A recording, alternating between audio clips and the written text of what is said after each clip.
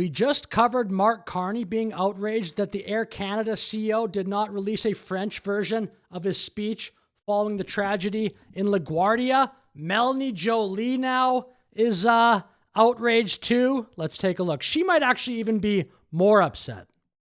But when it comes also to the fact that the president of Air Canada didn't speak French, at the time where we know that a lot of the victims and their families are Francophone, knowing also that Air Canada has duties, obligations under the official... Just text him or call him in private.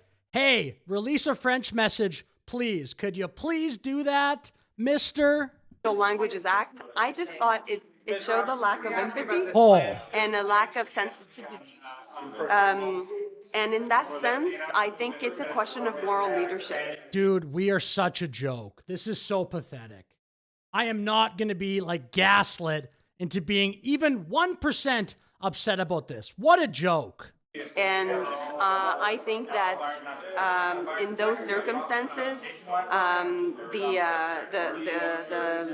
president of Air Canada needs to show that he understood the message and that he needs to make sure that himself and also the entire company abides by its obligation under the act. The man is running an airline. How about focusing and making sure the planes are safe, not all this other stuff? I'll just briefly touch on one more thing here.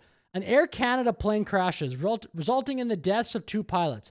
Over on Radio Canada, the quote-unquote conservative on the panel is having a fit that the Air Canada CEO didn't speak French in his video and demands his resignation over it. Someone should let these people on the panel know that the victims in this tragedy were the pilots and the injured passengers, not the French language.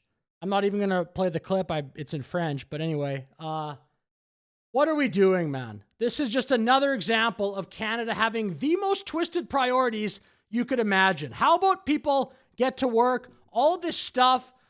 It's so frustrating on so many levels. Thanks for watching. Have a great day.